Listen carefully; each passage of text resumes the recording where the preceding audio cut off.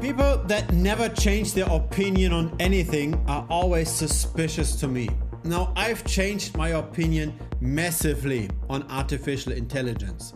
A few months ago, I was very suspicious because there was all of this data center built out, all of this capacity, and all we really had was ChatGPT. And we all know the problems with ChatGPT. Sometimes the reasoning is completely off.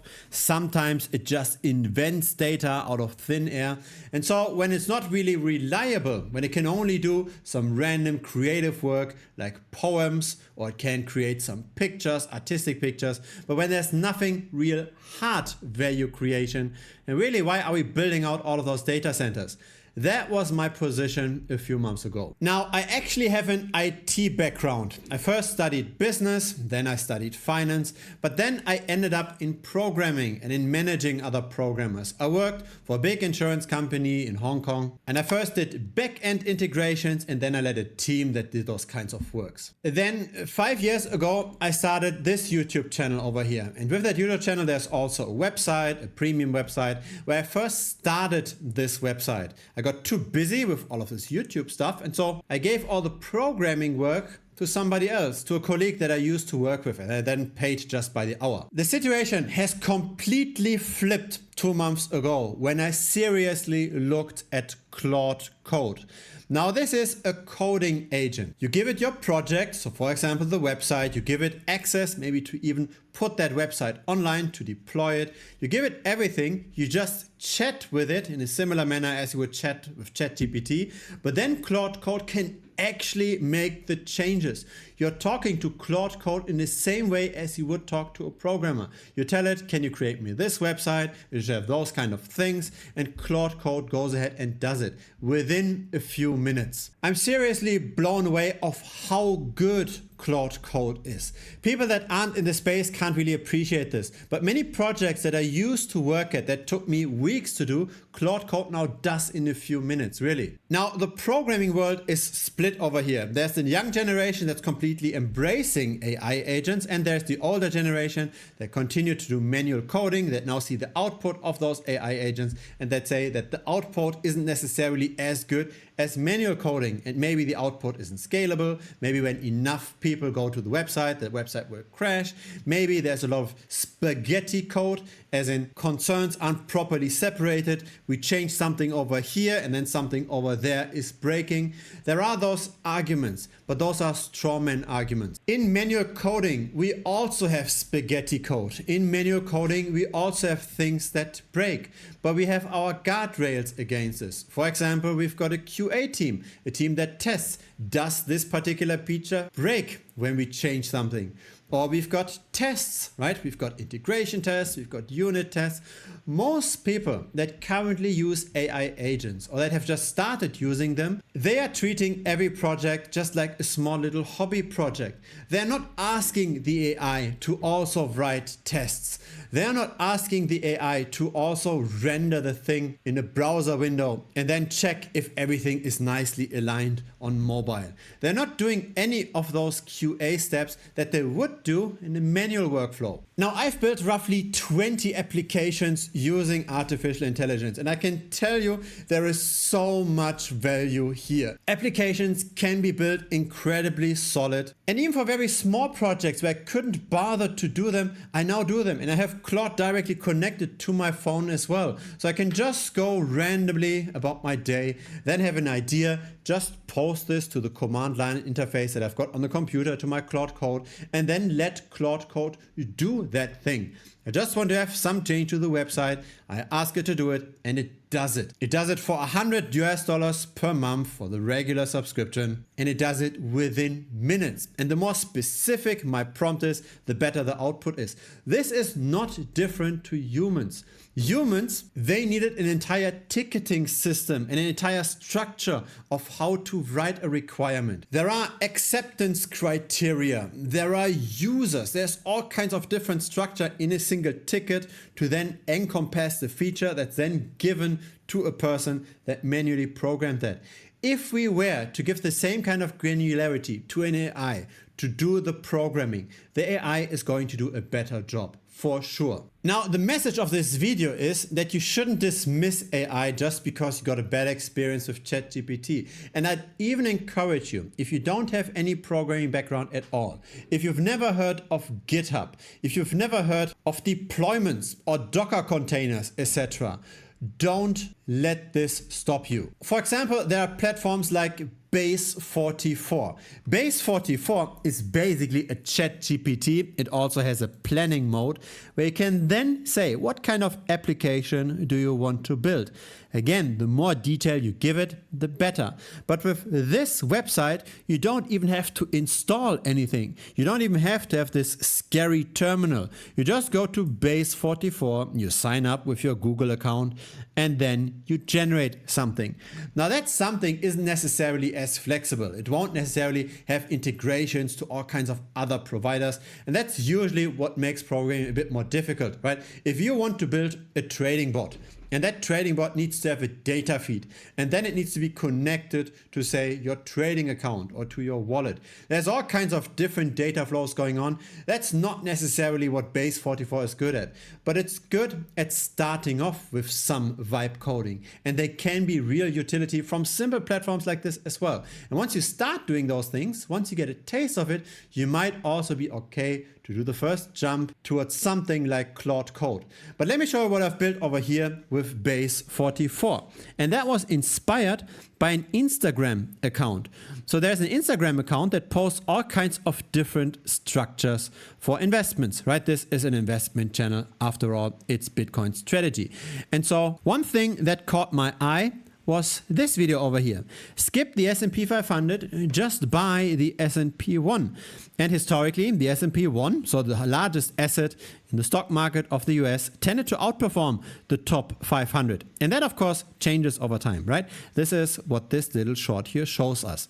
And so I found this interesting, and I was wondering, is there maybe a way to systematically go about this? Can we maybe figure out, is it the S&P 1 or the S&P 2 or the S&P 10 that's historically the best? If we take only the top 10 stocks instead of the top 500 stocks, is this maybe the better approach? What's our risk, right? Our volatility versus our return over time. And yeah, I didn't want to program this massively. Again, it's a project that probably takes several days at minimum, but with Base44, it took just 1 or 2 hours.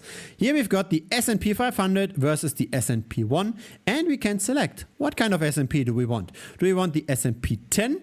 Or do we want to have the S&P 1, etc.? We've got a logarithmic scale chart. We've got a linear scale chart. This is several queries that I then also made after the first app was generated. We can then say, here, this is the S&P 500 return versus S&P 10. What's the outperformance over time? Seems like the S&P 10 tends to do better and better over time. We can see what's our geometric return of this versus the S&P 500. We can see the Sharpe ratio and the volatility. We also have then an overview at the bottom of the S&P 1 versus the S&P 2, etc., all the way to the S&P 25, right? What's that alpha versus the S&P 500? What's the volatility? And then I didn't like this table over here, so I also then plot this over here. You get the drill, right? There is a lot of additional value to be made here, and this was not doing anything that needed any programming knowledge. I really just wrote into this box what I wanted to do. And I just told it, I want to have an application that compares the S&P 500 relative to the subsection of the S&P 500, the top 1 or the top 5 or the top 10, etc. That was the first query that I made. It only had like 5 or 6 lines. And then as the application was built, I asked it to do more things. But that's basically it. That's how we can get real interesting investment insights, right? So let's say the S&P 3 over here, we can see that this changes over time. This here is General Electric, ExxonMobil and Pfizer. But now recently it's Nvidia, Apple and Google. And there's a reason Nvidia here is at number 1. I start to finally believe that this AI hype is actually justified and that maybe all the investment investments that are being made, they will pay off. It was kind of obvious that AI at some point will be strong enough, but there was always the question mark, will this maybe be like the dot-com bubble? As in, yes, the internet is useful, but maybe there's overinvestment, overspending, we see a bubble and then subsequently a contraction of all the valuations.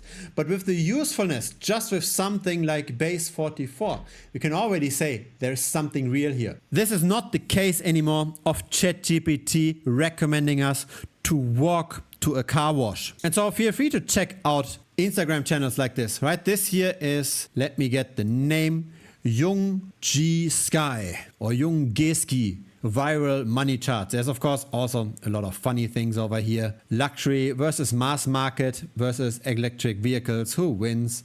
Etc. There's quite a lot of interesting charts, a lot of inspiration that could then be the inspiration for your base 44 application. And then it becomes more and more complex, right? There's also Bitcoin strategy analytics. So that's then what I wanted to always program for a long time. A backtesting platform to try to figure out what are the best trading strategies. So in the past, I was backtesting, say buying and selling based on moving averages using Microsoft Excel. But then when it becomes more complex, let's say we want to use this for many different assets, we want to use this for many different moving averages, we want to include financing costs, we want to include bid-ask spread, we want to include all kinds of things, slippage, etc. It becomes too complex. But with Claude Code, we can just vibe code this. That's what I've done. And it is so useful. There's all kinds of different backtesting modes. We can just backtest our moving averages.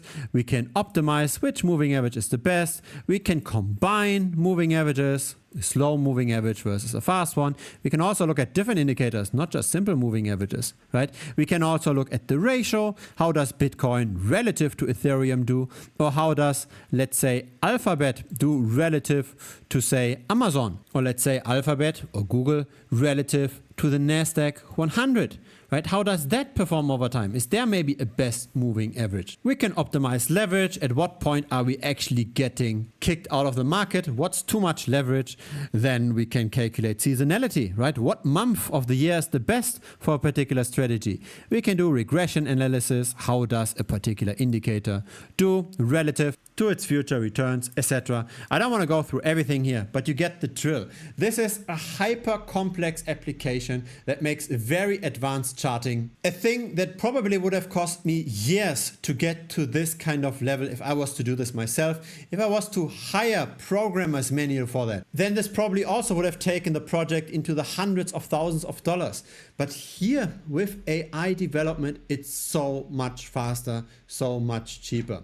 We will get an explosion in software development. So much more software will get built. A single programmer using Claude Code can now easily do 5 to 10 times the output that a conventional programmer was able to do. Yes, AI makes mistakes, but so do humans. And yes, there are guardrails to try to reduce those mistakes. Again, there are testing suites. It becomes, of course, problematic if the stakes are too high, right? I don't necessarily want AI to program the software of a plane. But more often than not, programming, especially in smaller companies, is about moving fast and breaking things. Building MVPs, so minimal viable projects, is now super quick. And I just urge you not to be too scared of something like this. It's really not that complicated. Just search for how to use Claude Code, a tutorial, a 1-hour tutorial here on YouTube. You install this right away, you follow all the steps, and then you just take it step by step, right? It might be just half an hour every day that you get into this. You will be able to automate so many things. For example, I never published any shorts on Instagram, or I never published anything on LinkedIn. And so now I made a self-publishing tool that now sends everything everywhere, right? It sends the shorts to YouTube Shorts and to Instagram, everywhere. It makes the right tags, it makes the right video description, it optimizes everything per platform. And all I have to do is record something on my screen, upload this in a particular folder. That folder then sends it to my computer, and the computer with AI sends it everywhere else. Yes, there were maybe some software applications, some SaaS platforms that did this in the past, but maybe not exactly the way I wanted it, maybe not with all the different changes that I wanted to make. And I also had to learn the different platforms. I I also wrote a little script, right? A script again with Claude Code. I just double click it and it will open all the different windows on the different desktops that I need for working, right? It will open TradingView, it will open Telegram, it will open WhatsApp. Everything is open and nicely laid out the way I like it. And all I need to do is double click. That's another 5 minutes or so every day. That's again automated away. If you compound all of those things, this will increase productivity massively. Another thing that I've built is a YouTube spam scanner, right? So every hour now it scans all the comments on this channel and then gets rid of all of those bot spam comments to buy some random coin that's going to rug pull you. That's now also auto deleted. Again, coded with AI. Yes, it might be easier for me to start adopting this compared to somebody that has nothing to do with technology, but I can tell you it's very, very likely that the vast majority of office work will fall. Yes, we will see an explosion in software development, but we'll also see an automation in many of those office jobs. There's also now a tool, I haven't yet gotten too deep into that, that's called Anthropic Claude Computer. And that then looks at your screen, it makes a screenshot, it analyzes what's where, and then it moves your mouse, it then types on the keyboard, it uses your computer based on your instructions. So many, especially mundane, repetitive tasks will all get automated. We don't even need software to be written for this. It's all just recognition of the screen and do actions based on what's seen on the screen. We're extremely early with that, but I'm pretty sure in a few years from now, a lot of this office work will fall away. Please let me know all your thoughts down below. Please comment. I read all of those comments and I don't answer them with AI. If you want to subscribe, of course, you can do that as well. A like would be very much appreciated as well. It helps the channel grow. See you next time. And especially if you've got a contrarian take, if you still don't believe in all of this AI hype, please let me know your reasoning. Maybe I'm overlooking something here. Thank you and bye-bye.